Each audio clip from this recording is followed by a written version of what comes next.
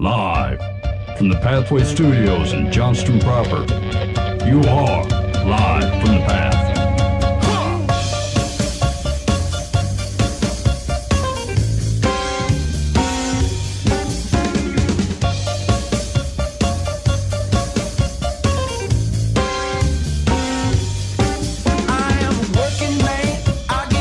And you're listening to Live from the Path. We're coming here from the Pathway Studios in Johnston proper.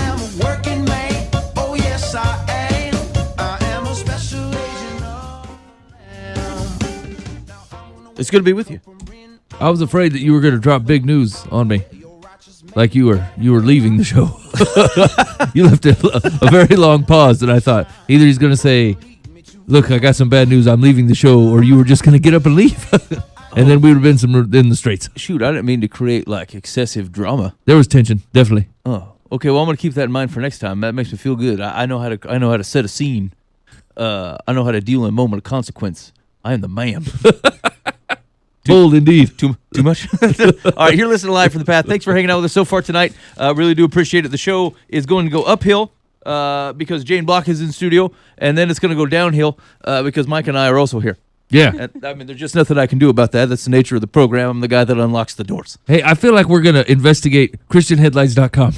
We're at least going to fish them, Ben. Okay. All right. So here's what's on the docket for the show today.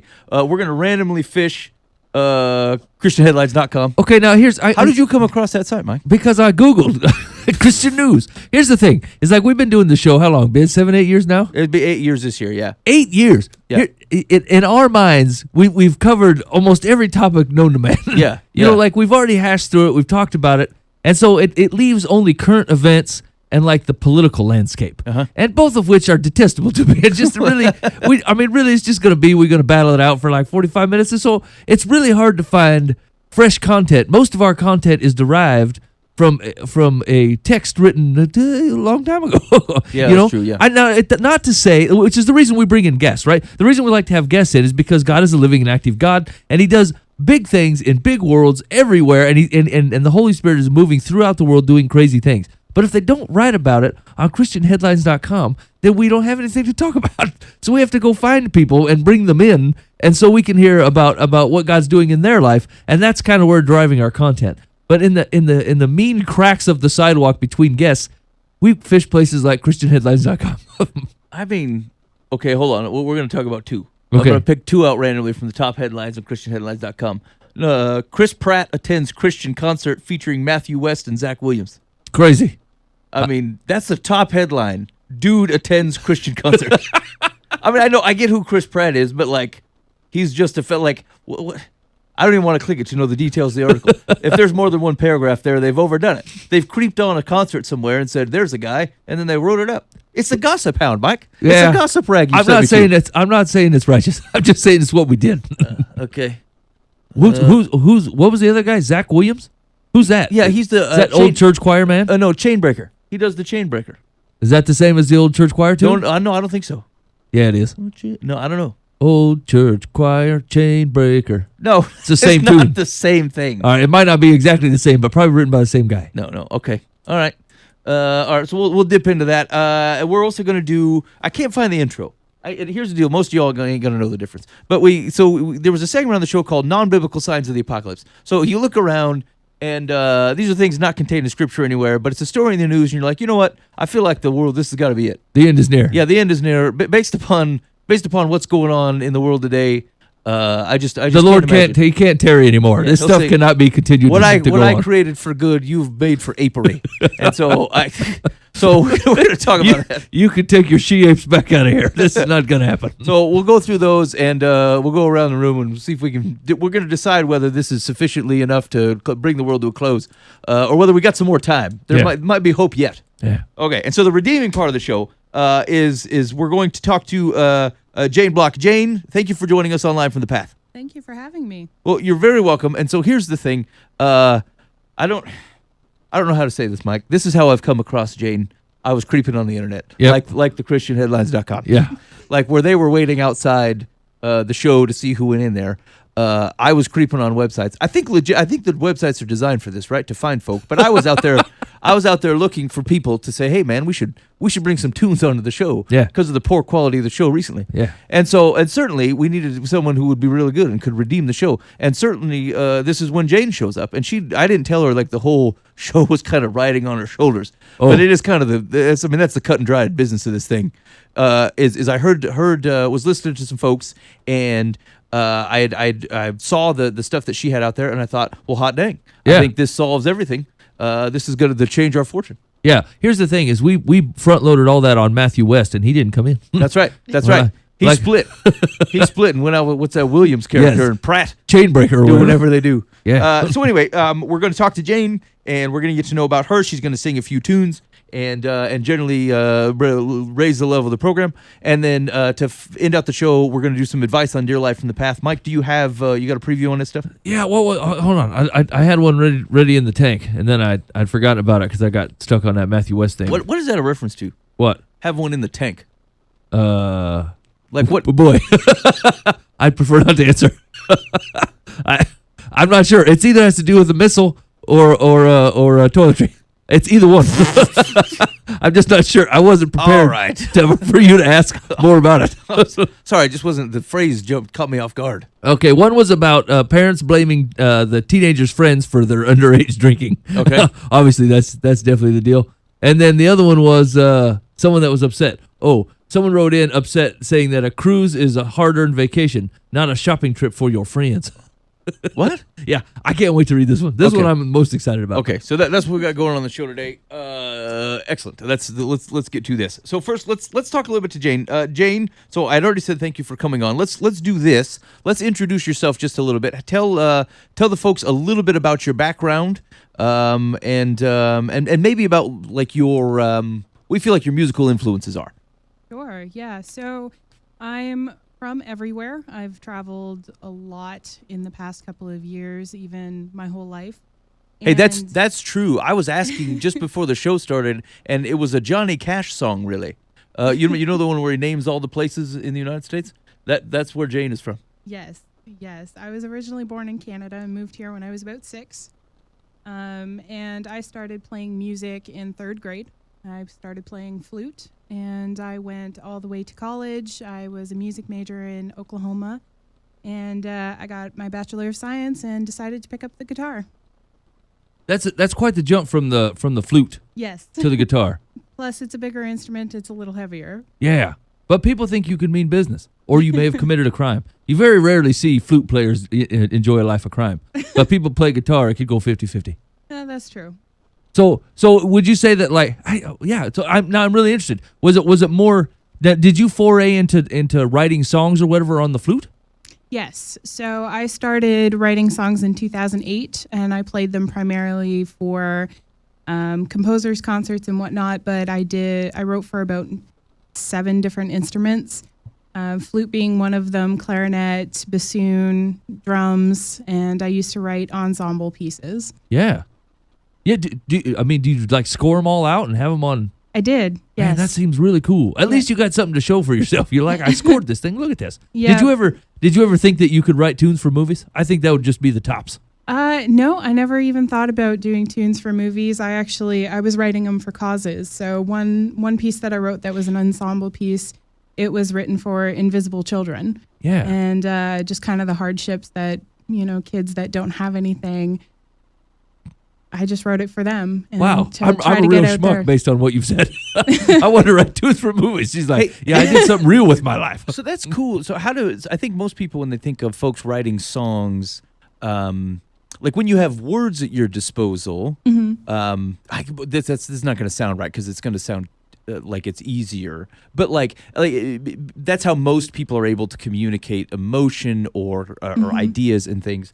And so having to do that without that kind of at your disposal, to be able to do it musically, like that seems like a really interesting process. Can you I don't know what I'm asking, I guess, but that seems like it would be hard to do. Like how do you do that? How do you create connection and emotion for like an ensemble piece versus being able to just use words that otherwise people could connect with? Well, honestly, words were always hard for me when I was younger, so I never had to express my feelings through words, and I've always had my music, and that's the way I would get over, tough days at school or being yelled at by a teacher or something. I would go and play my flute for hours on end. Right. And so it was easier for me to write them down on a piece of paper, and that's where my music came from, was just all the frustration, all the sadness, all of that went into my pieces instead of into words. Gotcha. So what caused you then to pick up the guitar? Honestly, it was an instrument I hadn't played before, and it sounded like a challenge and sounded like a lot of fun, and my pastor was actually encouraging me to pick up the guitar so that I could play with the children at church. He really wanted to start a music group, and that's where I came in. I was willing to do it, so he had me pick up the Pastors guitar. do that. My pastor encouraged me to become a plumber because he needed some work done at his place. That's not what happened. What the heck? I got roped into. That's how I learned to play bass. They needed a bass player for the jazz band at school, and I played the clarinet at the time. And they say, "Look, we'll give you the bass over the summer. You learn how to play the bass. We need a guy." And I thought, well, okay. And there you go. Did you find that it was a difficult transition or different than you expected moving to the guitar and like songwriting? It was definitely very difficult. My fingers were obviously not accustomed to the strings. Right. And even now, they're still not really accustomed to it. And I had nobody to teach me, so it was all on my own. All right. Well, so let's do this. Let's listen to a tune. So the first song that you're going to play is Sands of the Sea. You want to tell me a little bit about that? Yeah, so Sands of the Sea was the second song I wrote on guitar. And I went to Facebook and I said, hey, I'm trying to write a song. I'm bored. I'm sitting at home doing nothing. And my friend actually messaged me. She's also a composer. And she said, don't worry about it. It'll come to you. All of his blessings are like the sands of the sea. And it kind of just sparked something. And I was sitting on my washing machine and wrote a song. On the washing machine? Yep, I was doing laundry. That's how I ended up writing this song, was doing laundry. Was there anything about the rhythm of the washing machine that was helpful, or? I don't think so. I don't remember. No. Yeah, Ben, come on. That's ridiculous. Well, I don't know. That seemed kind of reasonable. Obviously You never not. know. It could have sparked something. I don't really remember. I just sat down and decided that I liked the phrase, the sands of the sea. Yeah, don't tell Ben your secrets. He's going to steal them and try to put an album out. No. You don't Uh-oh. listen to Dun, him. dun, dun. I don't. Shoot. I have this though. I feel like every time I pump gas, I'm going to write a tune because there's a chugging going along with the. Never mind. I've embarrassed myself. All right. So let's. Let's just go ahead and listen. This is Jayne Blok with "Sands of the Sea." You're listening to Live from the Path.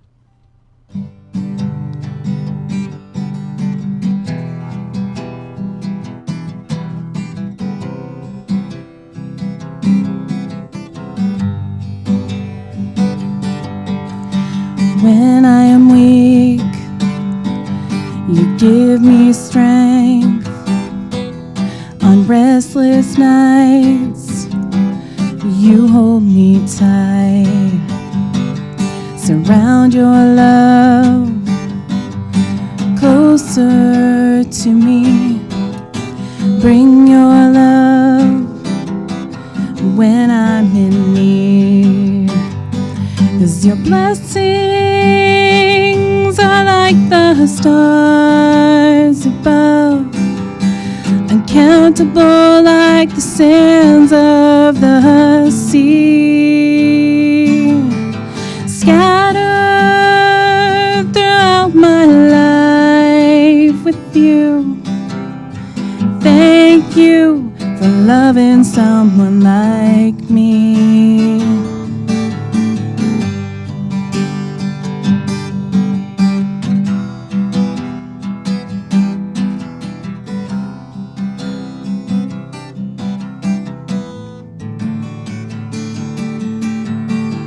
When I'm in doubt, I run to you.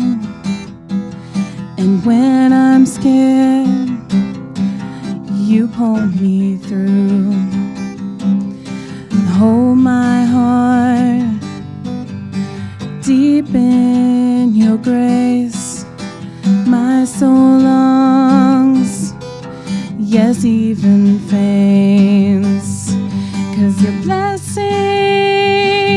are like the stars above, uncountable like the sands of the sea, scattered throughout my life with you. Thank you for loving someone like me. And how can I count all the gifts that you give? And how can I count every word that you've said? And is there a way to count the sands of the sea?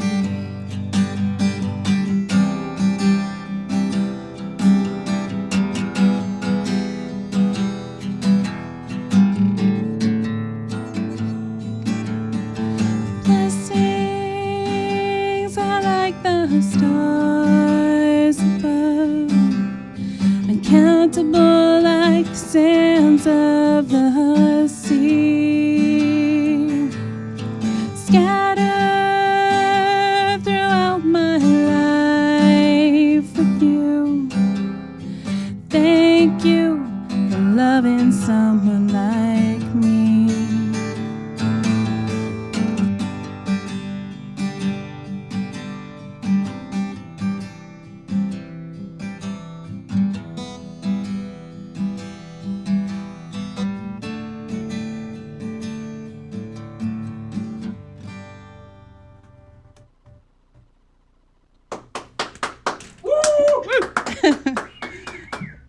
Nice job. Thank you. That was a cool tune. Yeah. Thank you. Here's what well, okay. So, I have a really hard time with that posture, and that's actually what I like most about the song, right? Like there's just a presenting yourself before God thing that says, I just thank you for all the stuff that you've done. And boy, howdy, am I really bad about forgetting that God has done all those things for me. That's a very cool song. Thank you. You said that was the second one? Yes, that was the second one. Interesting. So, like, do you have so on the washer? Everything happened on the washer Yes. at that one time? Yes, all at the same time. Boy. It took me about, I'd say about 10 to 20 minutes to write that song. Holy cow. Words and all. Were you surprised by that? Yes, very surprised. I was going to say, Yes. you know, I mean, I spent 4 hours writing a song about donkeys one time, and I thought I had really had this thing licked. But apparently not. I wasn't sitting on a washer, though. I tried it in the regular chair. Who looks a fool now? Mike Foost. Excellent. So that was Jayne Blok. That was Sounds of the Sea. And you can find keep up with what Jayne is doing by going to her Facebook page. She also has a Twitter, and both are legitimate. Like she keeps them up to date, posts things out there. You can keep up to what she's doing and her thoughts on life. Maybe she's gonna write another tune, and she needs you to say, "Hey, something or other," and then You she'll never go know. sit on an appliance, and then the song will come out. How many Twitter followers do you have to have before you get one of them blue check marks? It's a lot. Is it? Yeah. How many we got, Ben? Less than that. Okay.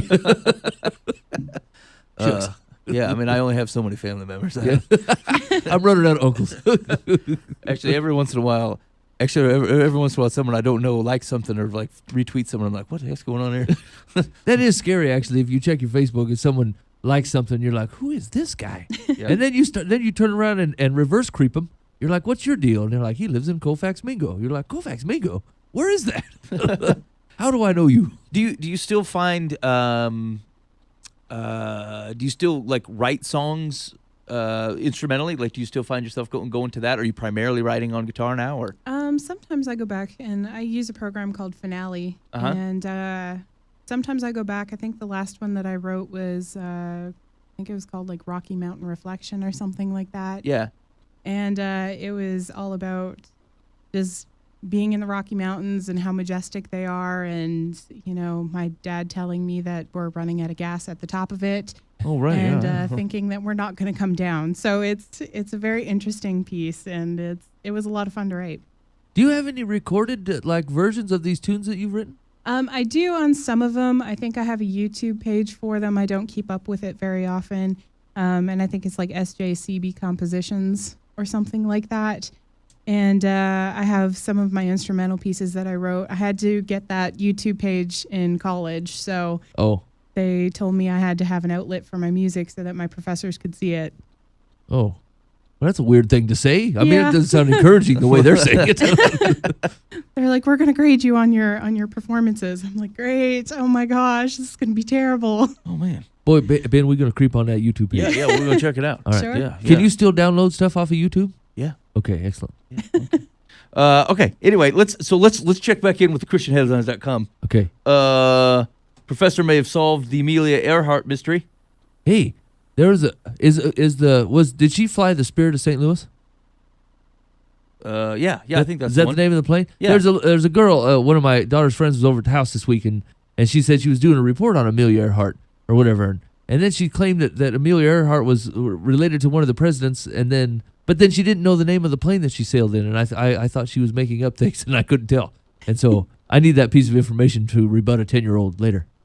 Yeah, no, I think that's the one. Okay, excellent. Related to a president. Hey, did we talk about this? Maryland church gives away 5 cars. You were gonna. Maryland church gave 5 used cars to raffle winners at the church this past weekend. Wait, that's not giving them away. It's a raffle. You're taking in money. Somebody bought it, just super cheap. It's like one of those deal sites.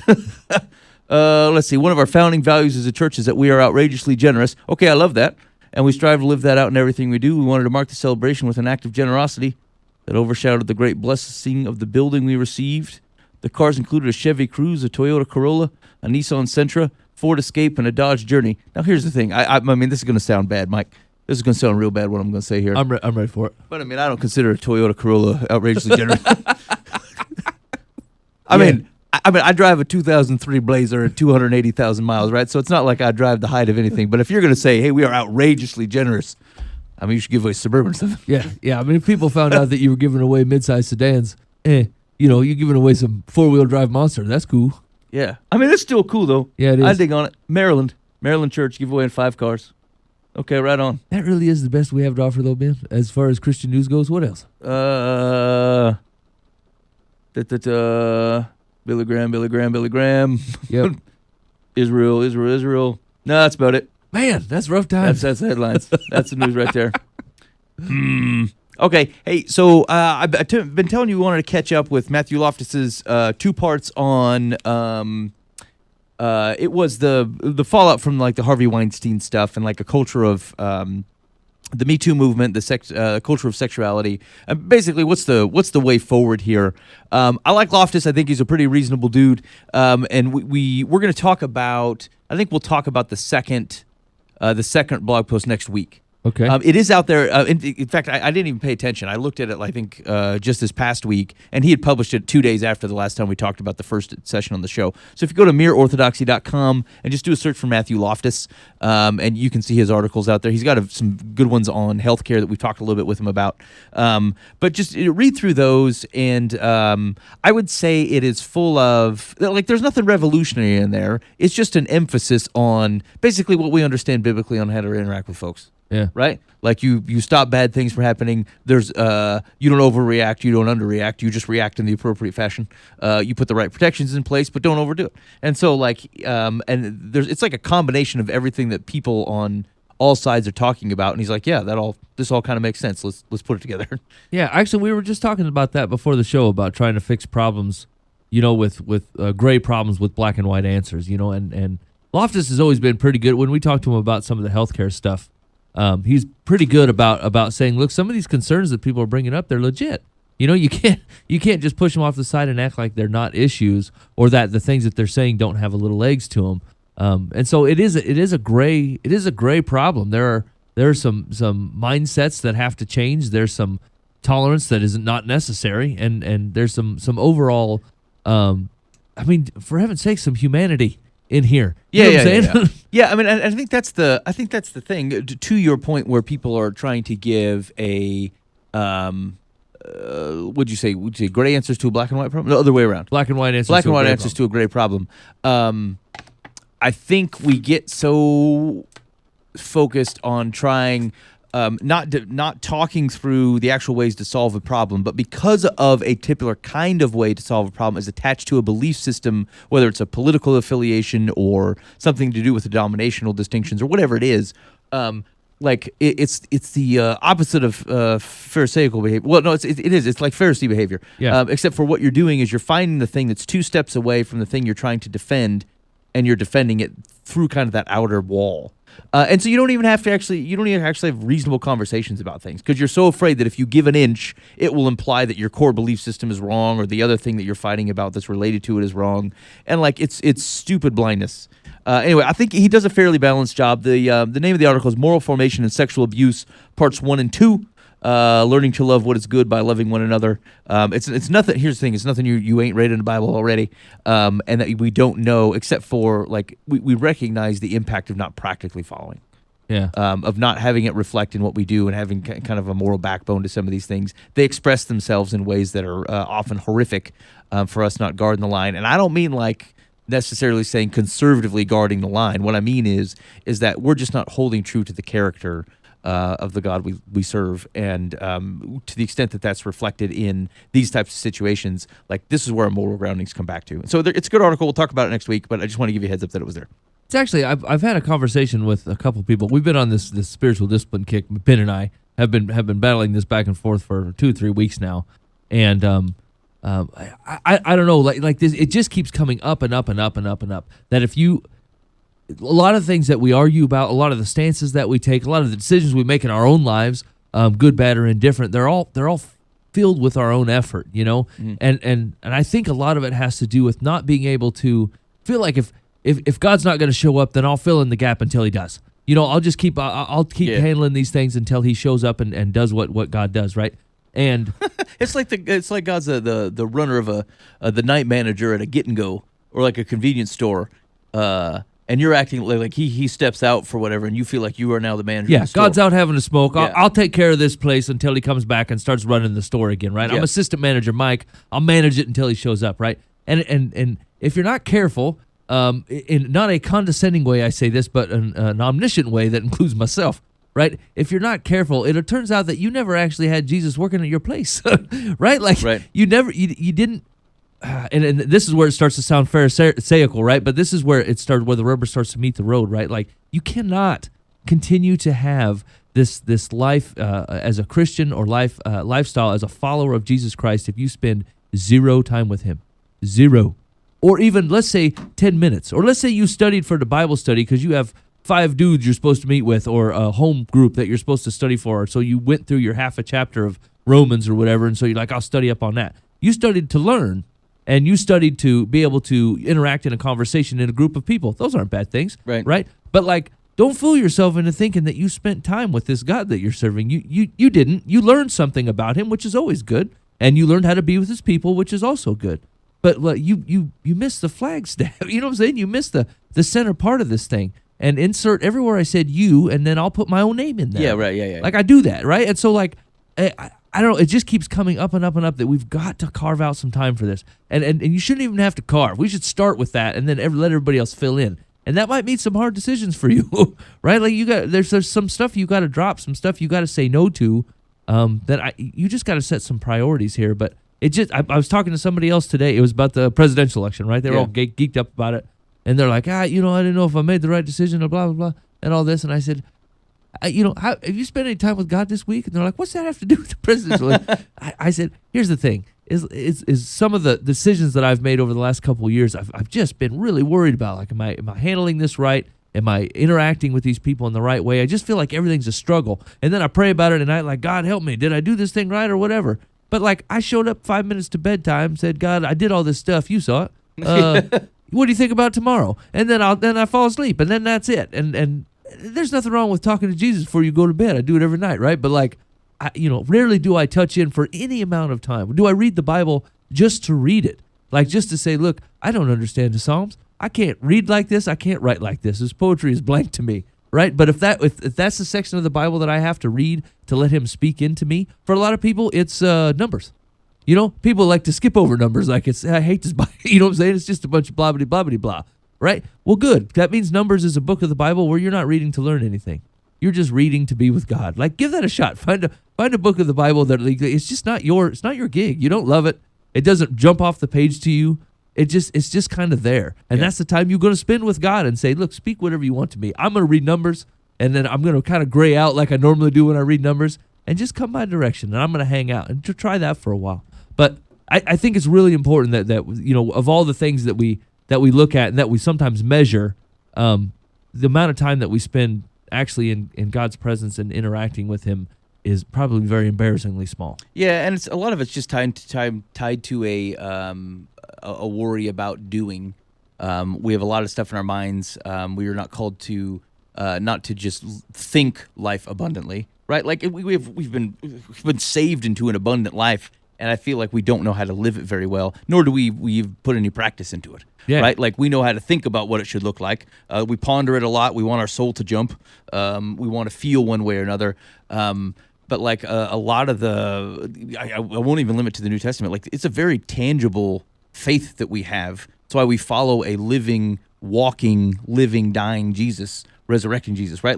He's the core reason that we have a direct example on how to live, and a lot of our stuff is just trapped up in the attic of our mind or in the chests of our heart, and it doesn't express itself in the way that we actually live. And then, of course, you're going to feel a dissonance here. God has given you a physical body through which to express goodness of his kingdom, to bring people in, to demonstrate joy and worship and all kinds of cool stuff.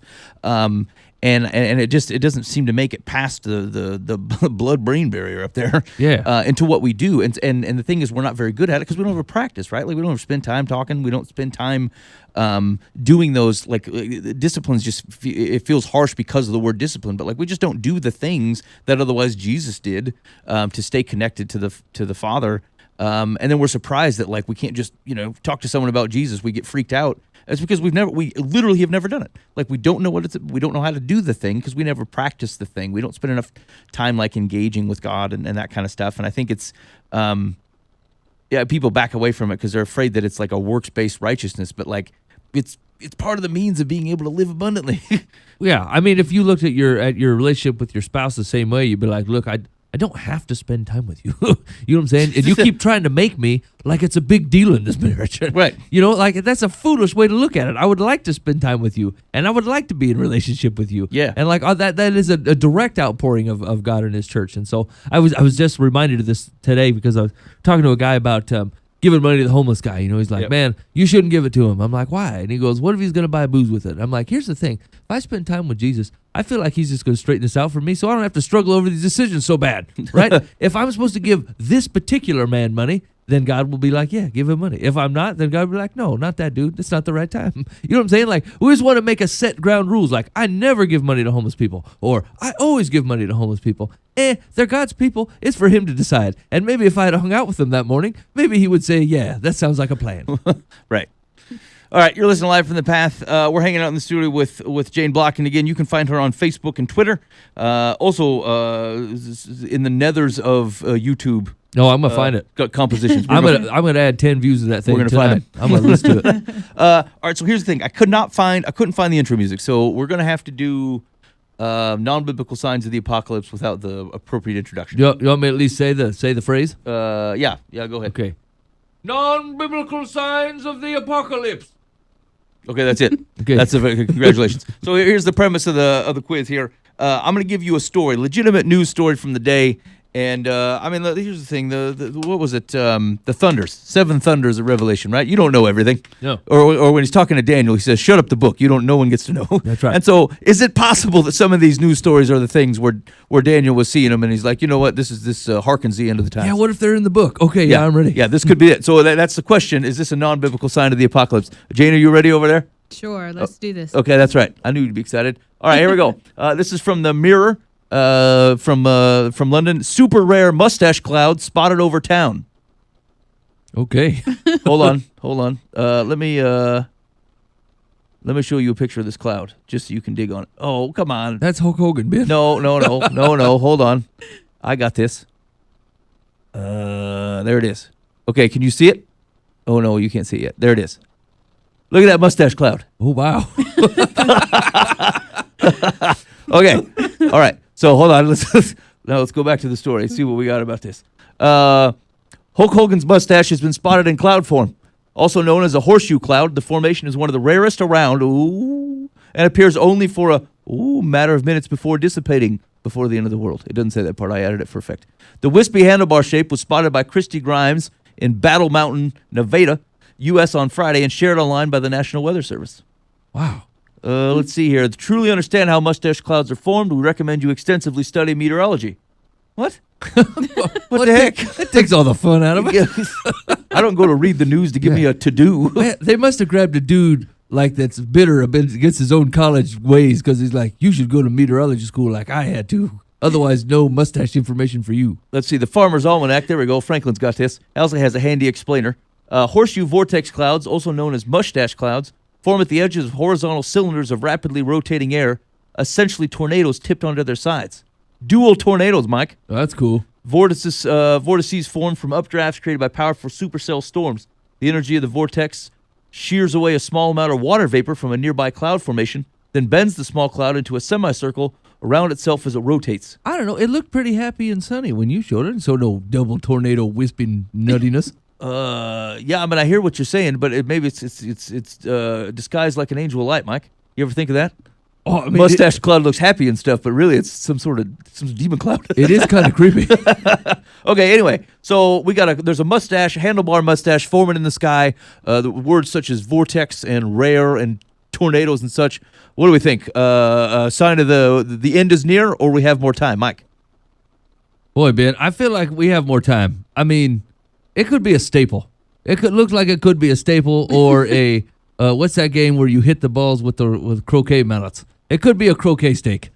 If it was indeed a mustache only, then I feel like the only way you would know that is if there was also a man attached to it. Yeah. That's what I'm saying. If there's a floating cloud man wearing that mustache cloud, the end is indeed near inside the Daniel book. But otherwise, the Lord did not speak to it. All right, fair enough. Jane, what do you think? End is near, or we have more time? I think we have more time on that one. I mean, it's weird looking, but I don't think if those tornadoes were touching the ground, then yes, I would say the end is near. Okay, so if there was a whirling dervish of a mustache attacking the ground, boy, end is near. You're right. Probably. If it hangs out happy in the sky, Bob Ross style, you say no worries. Yeah, probably not. There's nothing that says Hasatan like a spinning mustache cloud. All right, here we go. Smoking orangutan riles anger against zoo in Indonesia. Okay, great. Hold on. I will get you a photo of this orangutan. Okay, all right, you got him? There he is, just smoking a cigarette. How did he even get that? And a lighter. He probably got it from that, what was that 3-year-old smoking Indonesian kid from a couple years ago. Yeah, the meme smoker. Okay, Yeah. all right, here we go. Here's the story. A video of an orangutan smoking has brought more criticism to a zoo in Indonesia. They've had infamous for past animal welfare troubles. In a video shot Sunday, a young man flicks his half-smoked cigarette into the primate's enclosure. It's picked up by the reddish-brown primate, who expertly puffs on it to laughter from the crowd. How does he know what to do, Mike? Oh, he's probably watching the guy. Or don't they say the orangutans can mimic dudes or whatever? I guess. I mean, yeah. You would think that they would be able to mimic it. Yeah. What do they mean by expertly smoking? I've never seen a dude outside a restaurant be like, man, there's no one smokes a cigarette like that dude. Yeah, he's got it under control. I mean, I suppose if you're allowed to smoke in the zoo, people might be smoking there all the time. Yeah, he's probably well aware. And so he's probably seen it all, I guess. Let's see. Activist Marison Gucciano said Wednesday the smoking ape is further evidence of a lack of supervision. I mean, what are you going to do?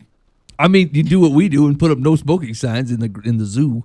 Let's see. Gucciano said the man committed a crime, but the privately owned zoo is mainly responsible because of its ignorance of supervision and education for visitors. I mean, you can't reasonably have a guy stationed at the ape shack all the time just in case someone chucks a smoke in there. No, I mean, that is unreasonable. It's an agreed upon community thing, right? Like people agree not to throw cans of beans in the zebra, whatever place. I think that's what people just find a place that they all enjoy, decide they're all going to take care of it, and then not provide nicotine to the orangutans. It says signs at the zoo warn visitors to not feed animals or give them cigarettes. It's a common enough item that they need a sign. But that's rough. Indonesian zoos are in rough shape. All right, let's see. I don't know. It's smoking orangutans into the end is near. Or we have more time. What do you think, Jane? I think if he keeps smoking on that cigarette, the end is near for him. Ooh. Oh man. Ooh. Personal responsibility in ape land. Yep. That's a double-edged mustache cloud coming your way, orangutan. Okay, so the world's fine, but the orangutan's in some trouble. I think so. Okay, all right, Mike. I don't know, Ben. I feel like the end is near. I mean, here's the deal. Back in the 1800s, orangutan used to be able to smoke without everybody giving them the business. Now all of a sudden it's like health this, health that. No smoking in the orangutan enclosure. You know? When will it end? I mean, tobacco is organic. Until the Lord Jesus tarries, this orangutan, he just wants to smoke in peace in his habitat. You took everything else away from him. He's like in a prison. And what's prison famous for? Smoking. All right. He's probably been watching a bunch of old movies. This is why creation groans right here for the Yeah. return of the Lord. Lord says return. Until then, orangutan's taking up Marlboros. That's the Greek for groan is a subtle exhale of tobacco smoke. That's right. You see a big smile on his face. He's like, that's a Winston. I love Winstons. Okay. All right. Okay. So far, nothing too terrible. I called the end is near, Ben. Okay, that's right. All right. Here we go. This is from Kansas woman reportedly sued by bank after ATM dished out $100 bills instead of fives. Oh, this is a capital mistake here. A Kansas woman is facing a pricey lawsuit after a bank accused her of making dozens of withdrawals from a faulty ATM that was dispensing $100 bills instead of $5 bills.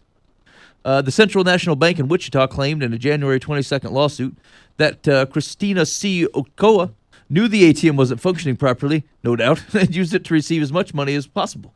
Yeah. Ochoa reportedly made more than 50 withdrawals over 5 days in mid-January, several of which were done in the middle of the night, according to the documents obtained by the Eagle. The bank wants her to pay back $11,607.36 plus interest. The lawsuit also names Ochoa's mother, Christy, since she reportedly drove her daughter to the bank. A getaway man. Here we go. The first time the ATM dispensed more money than what was due, Christina and Christy. Wait, that's the mom's name too? They're both named Christy? Boy, that's rough. All right. Christy and Christy had a duty to return the surplus funds to the bank. Not only did they fail to do so, but they capitalized on the situation by making a series of over 50 structured withdrawals. What's that? What's a structured withdrawal? I don't Most know. within minutes of each other, and transacted at all hours of the night. What does that matter? In order to expose Central to more loss. What do you mean? I mean, don't you lose the $100 whether you do it at 2 p.m. or 2 a.m.? I'd like to see an unstructured withdrawal. Yeah. I mean, did they stammer up and fall backwards into it? I mean, what does it look like when you do it pretty loose? I'd like an erratic $78. Let's see. Don't they have an ATM limit? Oh, they thought it was fives. That's why. I was going to say, like, my bank won't let me withdraw more than $300. This woman pulls out $11K in a couple days. Okay, check this out, though. The Wichita Eagle spoke to the Ochoas, who said they did nothing wrong. She has no problem with this. The bank claims that instead of the $1,485 Christina should have received, she actually was given $14,120. Christy Ochoa, I think the older one, told the outlet that her daughter never received larger bills and has receipts as proof of her transaction. Receipts that show the fives. Yeah, that's right. Okay, this I is got the perfect crime right here. Yeah, it is. You go through the ATM, they dispense hundreds instead of fives. Christy claimed that her daughter made that many transactions in a short period of time because she wanted enough $5 bills to create a money cake as a gift for someone. You can't type in the number of fives you want at the ATM, so that's why we did multiple transactions, Christy told the outlet. She also said her daughter had to use the ATM because the bank was closed. No, now hold on. That doesn't make any sense. You'd have to ask for $15. Does the ATM dispense in 15? No, I don't know. Mine, I only use ones that I don't use the ATM actually. None of this makes any sense. A $5 money cake. I've seen money cakes. It's $1. What the heck? Yeah, who makes a money cake out of $5 bills? That's nutty. That's a heck of a cake. It says after the ATM's issue was acknowledged by the bank, they told Christina to give back the extra money, and she wholly refused to do so. The bank reportedly then held the remaining money in Christina's account in order to settle some of the deficit, in addition to a direct deposit received on January 30th totaling more than $600. Central National Bank is also trying to seize 2 cars that the Ochoas bought while the ATM was malfunctioning, Holy cow. alleging that the $3,000 down payment for one of them was made up entirely of $100 bills. Christy Ochoa maintained that the cars were bought with money acquired in a car wreck settlement and a student loan. Oh, I don't know, Ben. So ATM dispenses $100 bills in place of fives. Christie and Company, the Ochoas, say that's not really what happened. We were making one whiz bag of a money cake. Wow. I don't know. End is near, or we have some more time, Mike. Yeah, I mean, no, the end is not near. That's just regular. I mean, if Monopoly called this out years ago, that was a bank error in your favor. Yeah, but Monopoly encouraged it. I get to keep the $200. Well, I mean, that's not my fault that Monopoly wants to do seedy things. I mean, obviously, it's theft, right? Like, I can't even think. I was trying to think of an example while you were talking to make it seem how ridiculous this is. What's a good example, Ben? Like a lady going to the ATM and getting hundreds instead of fives. Is that right? Yeah. Milton Bradley has corrupted me. Imagine if that happened. Wouldn't that be so ridiculous? I mean, it's obviously blatant theft. It's the lies that continue to spew forth. This is just regular human behavior. It's originated from the fall, Ben, and it's just continuing as it is. No, we have more time. All right, Jane, what do you think? I'm gonna have to agree with him on that one, but maybe I missed this. How did the bank know it was specifically them? I assume they had maybe a camera some or camera something? footage. Okay. Let's see here. I mean, I assume that they don't have, like if they got the receipt that acts like they took out fives. Yeah. They had to figure out the mistake somehow or other, and then they just go back and look at anybody who took things in $5 increments, and then notice that the Ochoas have been to the ATM a million times. Yeah, how often do they audit ATMs? Do you know anybody in the ATM business? I have no idea. I mean, that's no, but that's a heck of a mistake. Oh, Greg's in big trouble. Yeah. Five Finger Greg, who's been stocking the thing for years, decided he's going to phone in half his job that day, and he put undies in the $5 slot. He's in big trouble. I mean, don't you think they monitor the number of hundies in there? Or do they not count? Like, is it still a physical job at the ATM? They can't tell how much money is in there, so like they have to. The guy once a week goes by and checks how much money's there. Wouldn't that be a complete joke? Because I mean, the soda machine knows if I try to chuck a 5 in there. Yeah. You know what I'm saying? The soda machine and candy dispensary can say, look, you put in $1. But the ATM that's connected to the bank can't distinguish what kind of paper money it's handing out? That's outrageous. That's a good point there too. Yeah. Yeah. You know what? The end is near. How do we put an entire bank in a 3x3 machine, and then we can't tell what kind of money we spend out of it? No, that's ridiculous. I mean, the Lord shut down the Tower of Babel, but He didn't say you had to be an idiot. Can't you scan the money? End is near, Ben. I changed my vote. Wait, Jane, are you holding tight on more time? No, I might be switching too. Yeah, that's right on. You know Elijah up there talking to God right now. He's like, how long can I put up with Just this? let me get in the chariot and go take care of this business. Yeah. I'm gonna go pick some guys up. A money cake. I've not heard of that. That's actually my first exposure to money cake. Whatever, it sounds expensive though. I spoke too far into it. I've seen a diaper cake, and I just assumed they replaced diapers with money.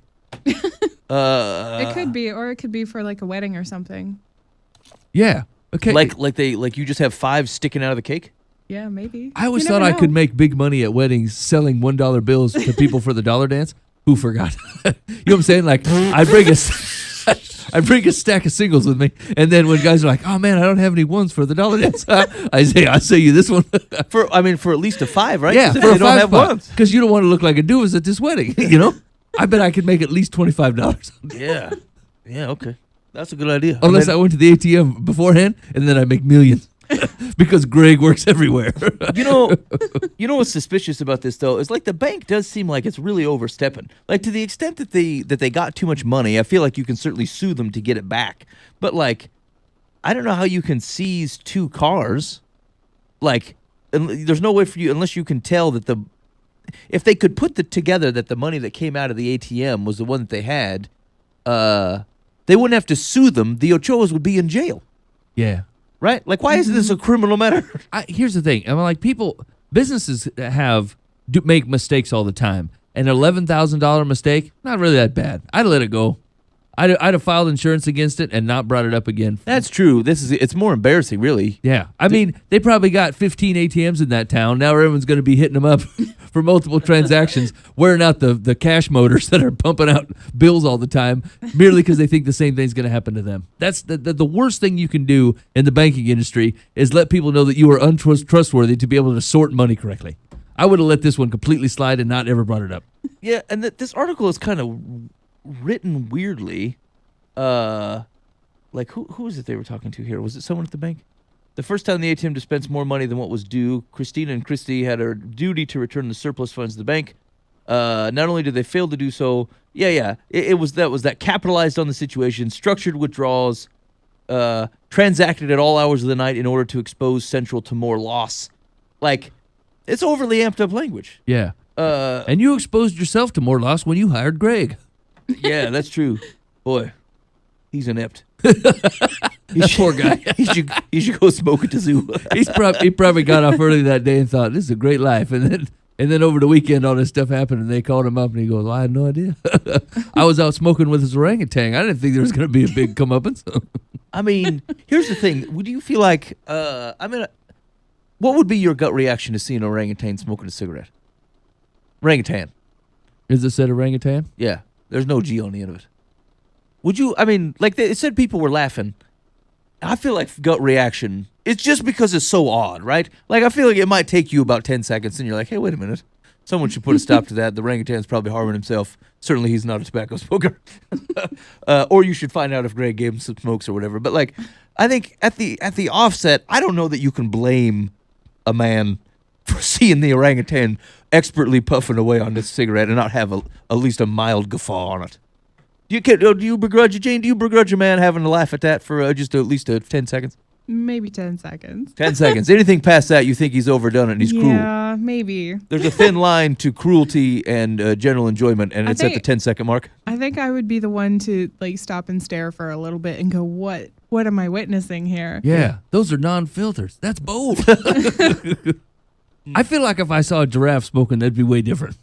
You know? I mean, orangutans have opposable thumbs. They can pick stuff up, but like if I saw a giraffe tooting by, smoking a whirly, I mean that's just a weird deal, you know. I'm just saying it might take a little bit. I mean, I know. Like if you're an animal rights activist, you're like, man, they're not keeping an eye on the place. And, agreed. I mean, and the animals are smoking, and like deplorable. I totally understand what you're saying. I'm just legit human behavior is. I feel like you got to give a man a 10-second pause here to just react. Yeah, to process it and try to figure out, is this real? Is that orangutan smoking a doobie? Yeah. I can't make it out. I think it was, okay. All right, anyway, that's non-biblical signs of the apocalypse. It sounds like the world might, things aren't good. No, the scales tip towards the end. Yeah. That portable bank with its misdeeds is, I mean, can we really live on, Ben? Bring on the bowls. Bring on the bowls. Yeah. Okay, that's it. That's it. That's the end of that. All right, let's check back in now that we've tanked the show with that smoking orangutan bit. Let's check back in with Jane. So we want to hear another tune. So this is this the first one you wrote, or have you written subsequent ones after Sands of the Sea? I've written ones after Sands of the Sea. This would have been my third or fourth one. Okay, awesome. So this is called Bring Me Closer. Tell us a little bit about this one. So Bring Me Closer was actually written for one of my friends. He was going through a tough time. He just had a baby girl, and she was in and out of the hospital. They didn't think that she was going to live, and his faith was dropping. He was like, I don't know why God would do this to me, to my family. And he was very angry, and, you know, I was trying to write something to him to let him know, hey, you know, this is not the end, and you have options, you know, pray about it, and he'll help you out through anything. Perfect. So it was a very hard song for me to write. This one took me substantially longer than Sands of the Sea. It took me, I would probably say a good 3-4 days to write this one, just because it was so hard for me. Okay. Well, let's hear it. This is right. This is Bring Me Closer. Yes. With Jayne Blok, and you're listening to Live from the Path.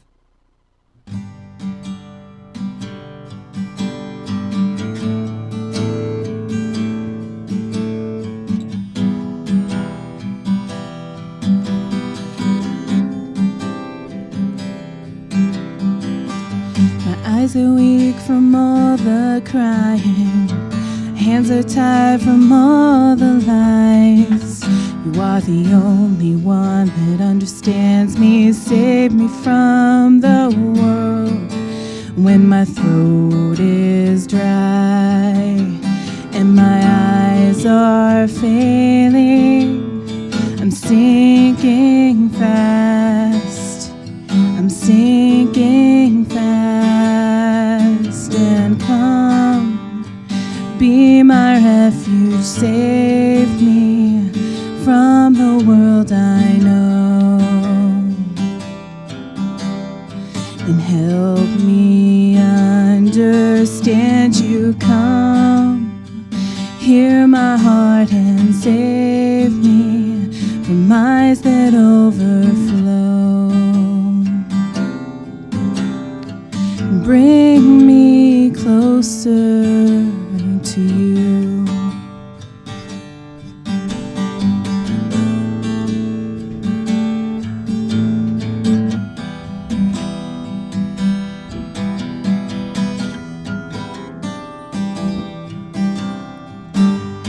I cried out and you heard me calling. Pull me out of Hades' grasp. You never forgot or chose to leave me. Save me from the world when my throat is dry and my eyes are failing. I'm sinking fast. I'm sinking fast. And come, be my refuge. Save me from the world I know. Help me understand you. Come, hear my heart and save me from eyes that overflow. And bring me closer to you. Closer to you. Bring me closer to you. And bring me closer to you. And come, oh come, oh come, and help me understand you. Come, oh come, oh come, and bring me closer to you, closer to you, bring me closer to you, bring me closer to you.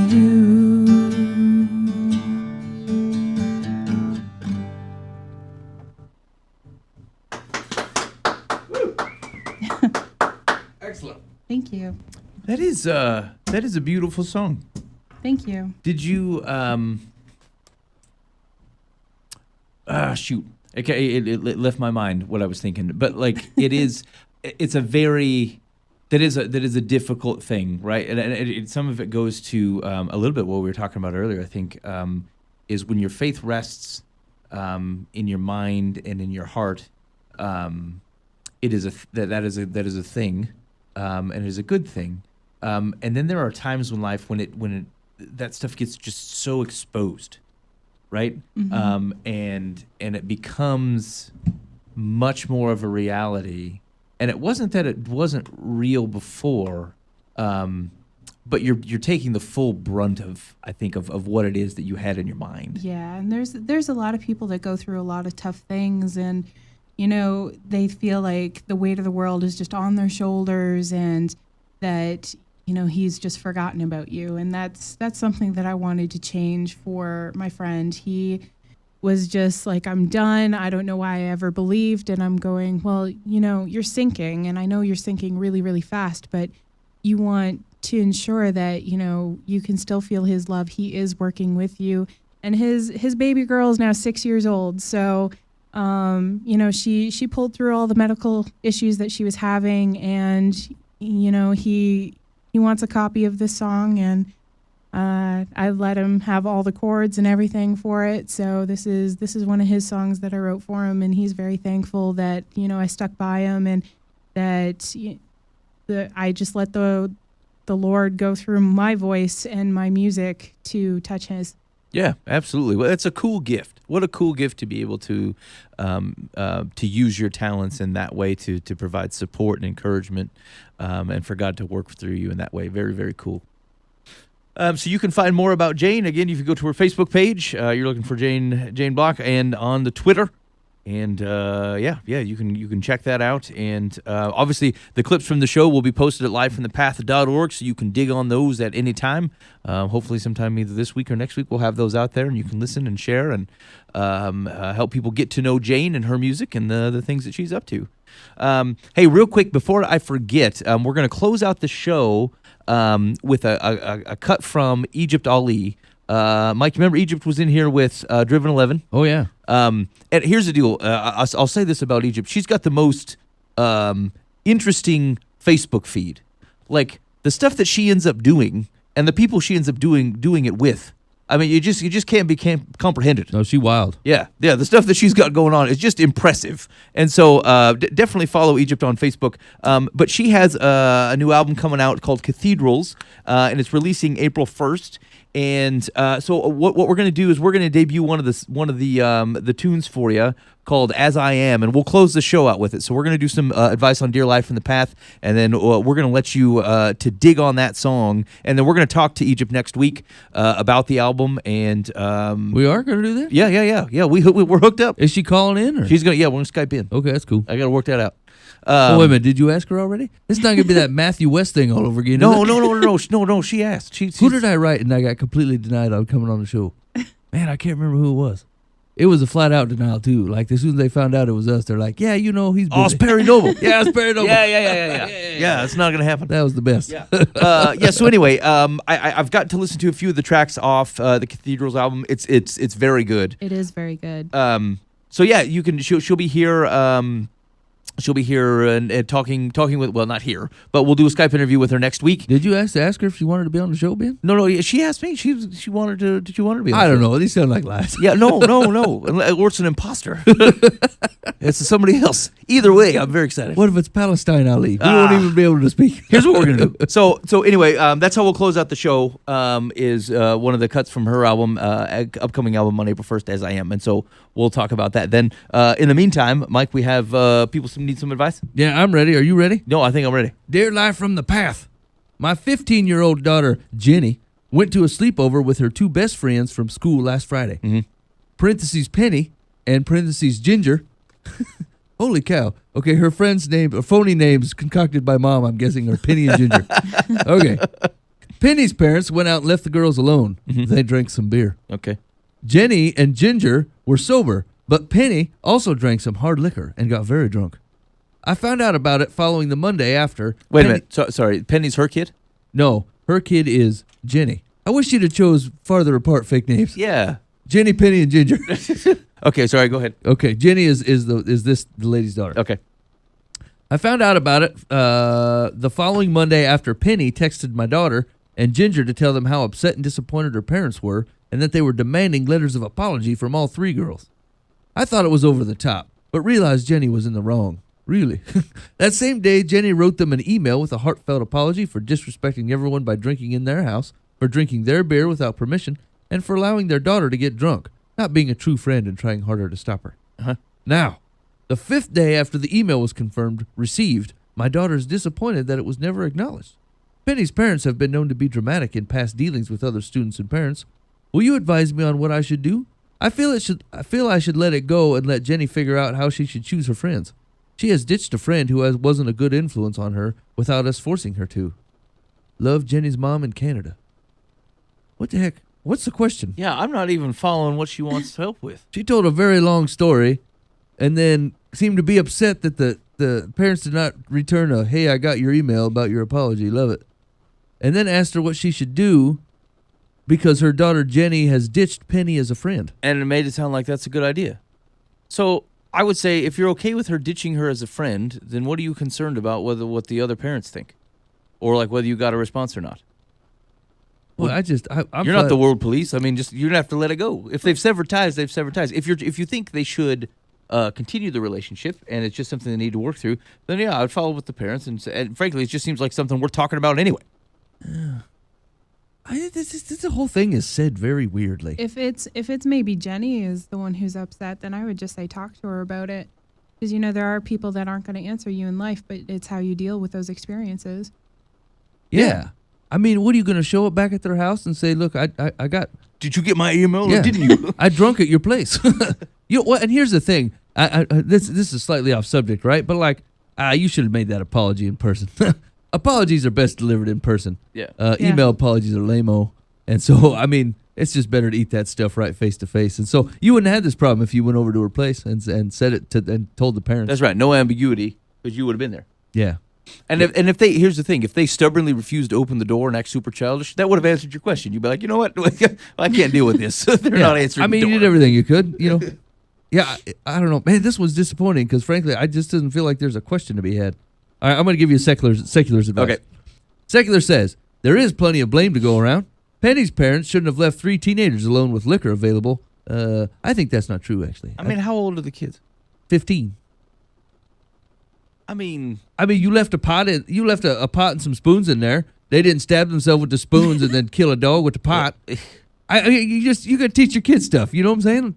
yeah. I mean, I don't have liquor in my house or anything, but No, like, I'm not. I wouldn't be concerned about it if I did. No. Anyway, blah, blah, blah. While I can't blame them for being upset after coming home and finding their 2 daughters smashed and the other 2 tiddly, they were wrong to expect Jenny and Ginger to have prevented their daughter from misbehaving. I do not agree that asking for a written apology was over the top, and under the circumstances, I don't think your daughter's letter needed acknowledgement. Let it go, with a firm lecture to your daughter about underage drinking and the consequences that will follow if you find out it happens again. Wait a minute. Did they say that the other parents held like her daughter responsible? Yes. Yes. For allowing Penny to get drunk. Like, I should have been a better friend and put the kibosh on I mean, it. you should have been a better friend, but like I wouldn't bring that up being the derelict parent in the moment. Yeah, I mean, here's I the mean, thing. not a derelict. That's not even fair. Like I just think it's, I don't know. I mean, it's a life lesson, right? Like, how do you deal with things that are going on that shouldn't be, right? You try to step in, you try to get them to stop. If they absolutely refuse, then you go, look, I guess it's your choice, but I'm not going to be part of it. And then you bail, right? That's basically how it works. She chose to do none of those things. She got, according to secular, tiddly, which I assume means a little drunk in old lady speak. Okay. Next. We're going to do 1 or 2 more. Let's do one more. Okay, 1 more. Hold on. I got to go back to that other one that I like. Yeah. It's about people being upset about vacation cruises. Oh yeah, that sounds good. Okay, here we go. Dear Live from the Path, my husband and I have only recently recovered financially from the economy crashing. We lost our car, our home, and filed bankruptcy. Holy cow. Thankfully, we now have some savings and no debt other than our new home. It has been 10 years since we had a real vacation, so we are planning a cruise. My problem is, I mentioned it to some friends and family members. 4 of them have now asked us to bring back souvenirs for them. I feel it's presumptuous. I don't want to spend my vacation running around buying other people's stuff. Am I being overly sensitive, or are they being impolite? And how can I politely refuse? Hey, try this phrase. I politely refuse.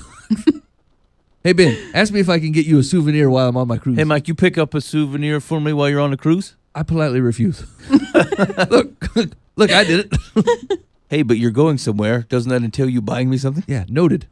Who wants to? It's kind of. I mean, here's the thing. It's different if someone goes somewhere and then is thinking of you and brings you back a souvenir. That's one thing. But to use you as an international deal broker to pick up magnets and crapola from other parts of the world, like that just doesn't seem to have the same, the same benefit. Hey, my friend Ted bought this for me at my behest when he went to Pakistan. Because I told him to. Hey, can you pick me up juicy fruit duty free? I have a lot of sentimental attachment to this magnet. It just seems not the same. Yeah, I think us as a society has missed the point of the souvenir. Like, hey, I was thinking of you and I brought you this back. Not, hey, can you pick me up some stuff? Do they have cheap blankets? Right, I've mistaken you for an international peddler. Give me a trinket. Yeah, that's. I mean, here's the deal. If you want to drop hints that you love magnets and hope that they show up with one, I mean, well played, sir. Yeah. But like, I don't asking for stuff. It just seems real goofy. Have you ever had anybody ask to pick you up them to pick you up something while you went to the Philippines, right? Yeah. They'd be like, hey man, pick me up a this while you're in the Philippines. No, I mean, I hear every once in a while someone said like tried to get me to get them to buy like one of those knockoff iPads. Yeah. Where I is spelled like I-Y or E-Y-E or something. And I said, no, I'm not going to do that. But it was like a joke. But there wasn't anybody who's like, oh, you know what I love from the Philippines? Shoes. Everything I buy from the Kmart. You know, Shoe like leather. yeah, no, it just didn't come up. So what do you say to this lady? She has two questions. Are they being? Is she being overly sensitive, or are they being impolite? And how can I politely refuse? What do you think? What do you think is the deal? So legitimately here's what I would say. If it was a friend that was close enough to me that was asking me to buy them something when I was over in the Philippines, I would say, friend, or specifically Buva. Yeah, That's tacky. That's tacky what you're doing. yeah. And so no, I will not do that. You can order Philippine stuff from the online. Yeah, like that's what do you right. want me to shepherd it here for you? It don't make any sense. I'm not a goods mule. Yeah, I would. If they're close enough to me, I would say that's tacky. If they're not close enough to me, I don't know. I'd probably say the same thing. It's like, dude, we don't even know each other that well. You asking me to pick you up stuff from overseas?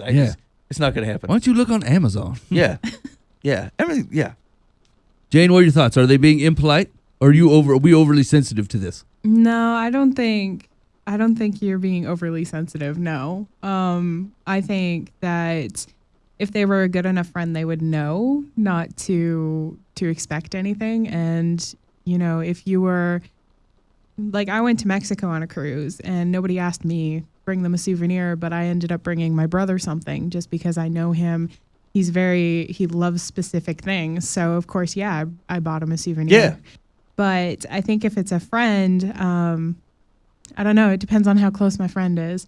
I had one friend that I did bring her a souvenir as well, but it's because she can't travel outside the United States. She has medical issues. So yeah, I brought her something because it was personal. Yeah. So I don't think that she's being overly sensitive. No. Yeah, I mean, there's a difference between you being generous and then you becoming someone's employee. Yeah, forced generosity, or part of their distribution network of worldly goods. Yeah, Plus, right. with Amazon shipping, you can get it pretty quick. Yeah. Yeah. All right, you want to hear Secular's advice? Yeah. Let's have it. Secular says, you are not overly sensitive. Tell those folks that your excursion schedule will be tight and you won't have time to do much shopping. Don't lie. Yeah, I Yeah, hate when they don't do that. lie. Lying. No, that's a lie. You say, I politely refuse. Listen here. You go on I've been on a cruise. You got time. That is the nature of the Yes. cruise, is so that you have time. You Well, sit about and do whatever you and want they to do. have gift shops right on the cruise ship too. So Yeah. Yeah, see, now you are insulting them. They're like, I had plenty of free time. I was just not willing to spend any of it on you. Right. Right? That's totally unreasonable. Yeah, right. Yeah, that's the deal. So it says, tell those folks that your excursion schedule will be tight and you won't have time to do much shopping, even for yourselves. It's the truth, I'll bet. No. P.S. And when you return, be discreet about flashing any souvenirs you pick up for yourself along the way. That's crap living. Yeah. Don't do that. You know what I'm saying? Show people what you got. That's the cool part of going. I went there. I brought back this to remind me of my time. What kind of low-level friends do you got that are like, I can't believe you bought yourself a shirt and didn't bring me anything. You jerk face. You need new friends. Phew, man. Yeah, I would agree. This is how you separate wheat from chaff right here. Exactly. Souvenirs on your cruise. Yeah, I heard you went across town. You didn't pick me up nothing? Yeah. Not even a stick of gum? Could at least stop by the ATM and got an erroneously $100 bill. Got me a couple hundy. You know what? The Feldmans are out. We're no longer dealing with the Feldmans. Well, that's rough times. Hey, All right. this is end of times. You know what I'm saying? The end is near. Why would the Lord even put up with this? He's like, humanity's gone afoul. That's right. I created all things for good, and look at these fools. Yeah. Yeah. All right. That's good advice. We're here changing the world one piece of advice at a time here on Live from the Path. If you need advice, good night. Do not send it to late night internet radio. No, man. But I mean, if your level of desperation knows no bounds, shoot us an email, info@livefromthepath.org, and we will do our very best to answer that question. And yeah. I mean, seriously, get some accountability guys or some legit friends, church family, random nice looking lady from the street. Certainly will do a better job, higher quality than what we're going to come up I with. mean, here's the thing, Ben. The folks of old, at the worst, they were like, we should build a really tall building up to the sky and maybe touch the Lord's clouds. And this is this is the depths of humanity. Let's build a building. Let's build a real tall building. Let's build it so big that we don't need God anymore, and then we can look upon it. And this was our imagination. Now we got people sitting around at their place and be like, did you know that Phil went to Canada? And guess what? He came back with nothing for me? Yeah. Okay. Yeah. I mean, this is terrible. We used to try to build our own kingdom. Right. Now we try to get other people to do it. Right. This guy's like, I sat on my butt this whole time Yeah. and got nothing for it. Yeah. And Phil's out there sweating it out across Yeah. the United States and bringing me nothing. This is terrible. This couch doesn't crease itself. All right. Hey, you're listening to Live from the Path. Big thanks to Jayne Blok for coming in the studio. Thank you, Jayne. You're welcome. Welcome back anytime. You can find out more information about Jayne again by going searching for on Facebook or Twitter. And I'll post a link to her Facebook page on our Facebook page. What's the Twitter handle? It's just Jayne Blok. BLOK. Yep, that's it. Hey, that's a sweet way to say it. I'm Jayne BLOK. Ben? No. Okay, it's not hip at all. Don't Here's use the deal. it. If that was cool, that's how Jayne would have done it. Yeah, She you've would've had done that it name way. longer than I That's have. I right. You apologize. trying it on, and you wearing it wrong. Mike Block. BLOK. No, it's not right. It's not right. All right, we're going to cut you loose here, but as you go, I want you to leave you with this new cut from Egypt Ali. And you can find more by her if you go to Facebook and search for Egypt Speaks, and you'll find her page and give that a follow. All kinds of interesting stuff generally going on in her world. But the Cathedrals album is coming out on April 1st, and I'm going to give you a listen to the track As I Am. And so dig on that, and we will see you next week. In the meantime, be faithful in ends. Nope. Be faithful in the means. God will handle the ends. You've been listening to Live from the Path.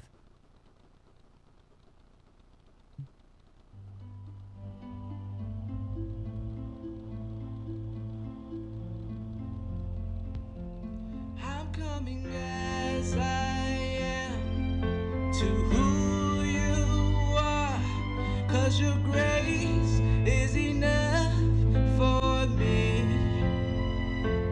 I'm running to your voice through all the noise, 'cause I know I am safe in your arms. I'm coming as I am.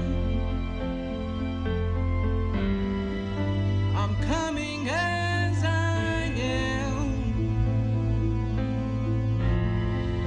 I'm coming as I am. I was always just that little kid, dreaming of all the things I wish I did, while all that I was clashed with what I wasn't. Dreams planted in my heart got dropped to my stomach, sprouting roots that grew into a grapevine, sprouting upward through the darkness and into my mind, waging a fight behind and inside my brain, waning under pressure to make sure that I wasn't caught in the wind of all of my thoughts and all the boxes locked away and buried like corpses, negotiating with memories to determine what type of land that they'll own and what the headstone on their real estate will read. But these stones are heavy, weighing endlessly on the back of someone with enough baggage to make even Southwest Airline cringe at the best of my packing arrangements, staring at labels and wondering about their placement. My heart is a compartment of chests and cabinets ornately hanging from their arteries and marked appropriately for their contents, with comments under tents in a refugee camp placed perfectly above my throat,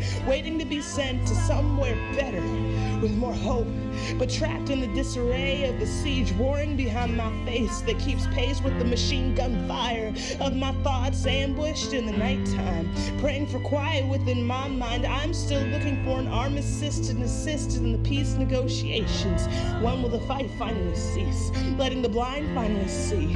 Where is the person who is willing to accept me? Where is the person who is willing to accept me? Where is the person who is willing to accept me? Where is the person who is willing to accept me? I'm coming as I am to who you are, 'cause your grace is enough for me.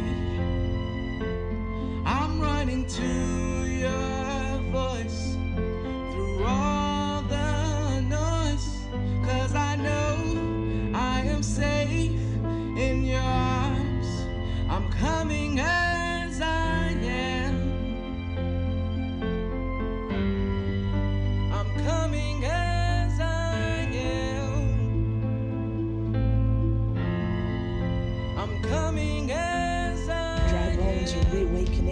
and aching from the shaking of the breaking of earthquakes that ring the barriers between the fractured cells of my being. So I will run on casted ankles, pointing broken fingers towards the cure, the great physician who forces away any condemning pair of splinting souls fending for themselves after having their heels crush the head of the opposition by the will of your hand. I think I understand.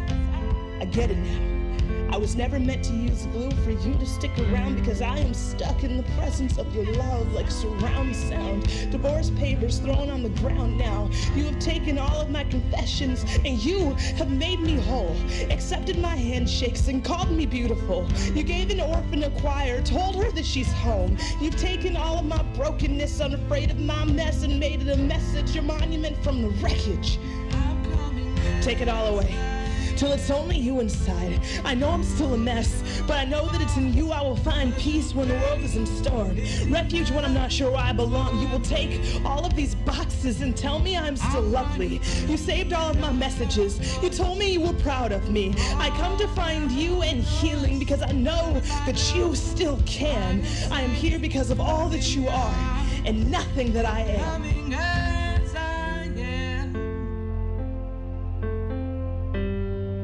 I'm coming as I am. I'm coming as I am to who you are, 'cause your grace is enough for me.